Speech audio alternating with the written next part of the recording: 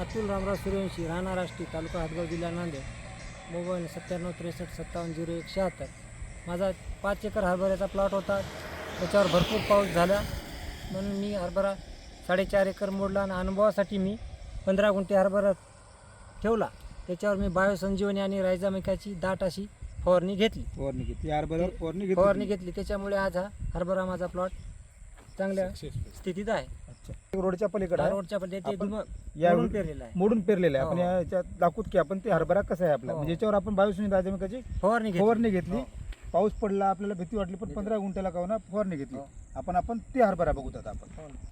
हा बिगर फवारणीचा हरभरा. याला मोडून हे पेरला डबल. हे डबल पेरला यामुळे याला भरपूर खर्च लागला मला. असं. मी वाईट काम केलं म्हणजे फवारून मोडला हरभरा असं ऐकलं नाही. मी 15 गुंठ्याचा डेमो तिथे ठेवला, ते सक्सेस झाला.